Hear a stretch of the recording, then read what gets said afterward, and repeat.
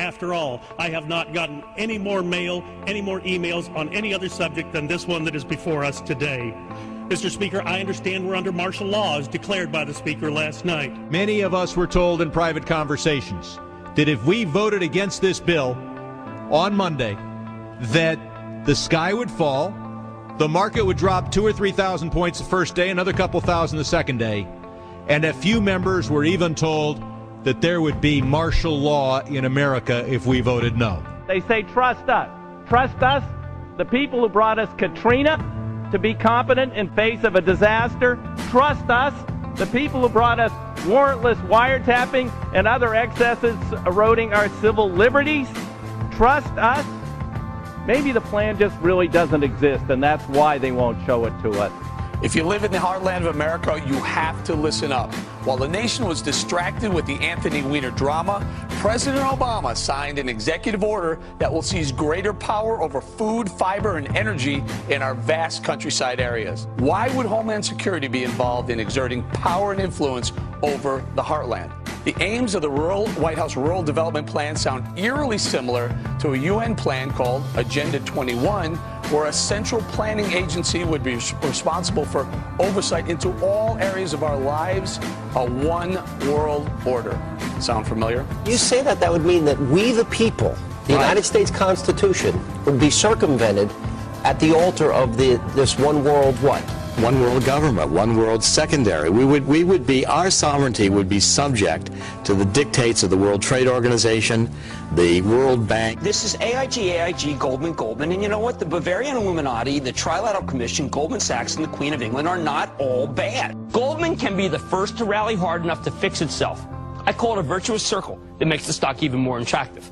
Oh, by the way, I am part, just like when I was playing with an open hand, I am part of the powerful cabal of ex-Goldman associates that controls the world. We economic hitmen have created the world's first truly global empire. And it's the first empire in history that's been created primarily without the military. Out of the ruins, something new will take seed. I want to believe that we can not collapse, but change. And the whole world can change, and the whole world economy. And I think we have a really good shot at doing that. I really think he's going over there to try to create a one world order. God forbid this even that this happens in our country. Our country, as we know it now, will no longer exist. The thing that worries me the most is this health care bill, and why I'm scared about it. It's not about the health care. It's about the provisions that are in that bill. One is that if this thing passes, the government will have the right to come into our home and regulate how we raise our children. What's happening is we are now in a state of martial law and war globally. NDAA, National Defense Authorization Act, that Obama has called for and signed, stipulates that even American citizens can now be targeted by the military, picked up, and imprisoned indefinitely without civilian trial, thus throwing out our due process, our habeas corpus clauses. So we are now in the state of martial law. Everything is now putting conditions for a total war state. I mean, McCain called for the whole of America becoming part of the so-called battlefield.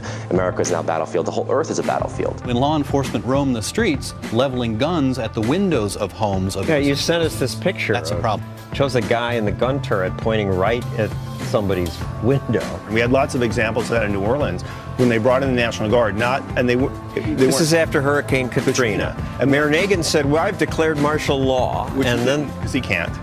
He can't. That has to be the Congress or the president. Let's explain what martial law means. Well, martial law just is very simple. It means you're under the responsibility of the militaries. They declare martial law or whatever state of emergency. The police already have special powers. There are only two ways to do things in life, voluntarily or forced.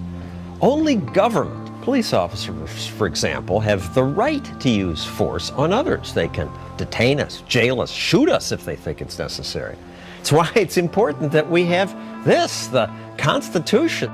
But the police don't always respect this. Like most people, they're happy to acquire more power and money. Does the government work for us, or do we work for the government? How has the United States changed from a humble, peaceful republic into a police state? Have you ever noticed that the government always claims that when it does these things, it does so in the name of safety? When is the last time you heard the government give, as a basis for its behavior, personal freedom? The slow transformation into a military police state. We now have police dressed like Army Special Forces, driving armored tanks and holding assault rifles, the sight of which alone is enough to terrify innocent people into submission. The militarization of local police departments is not only changing the way peaceful communities once looked, it's also bringing the battle mentality to our neighborhoods. We may not see police as a threat to us now, but when peace officers are geared up like soldiers, they'll eventually act like they're going to war. Who could want a government that punishes people for speech, that lets its own agents write their own search warrants, that fights wars just to keep the military-industrial complex busy, that debases all you own by printing worthless money and putting it into the stream of commerce, that gives away more than half the tax dollars it collects, and that, despite express provisions in the Constitution to the contrary, permits the president to lock up whoever he wants and to throw away the key? Whether you believe that we are the highest order of natural selection, or whether you believe, as I do, that we were created by God in his image and likeness, you know in your heart that these natural yearnings, as St. Thomas Aquinas and Thomas Jefferson called them, are our natural rights, are a part of our humanity, and cannot long be denied us. And yet, they have been denied.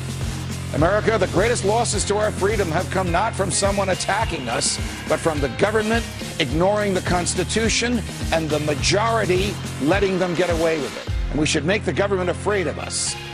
Afraid of us. Because as Jefferson reminded us, when the people fear the government, there is tyranny. But when the government fears the people, there is liberty.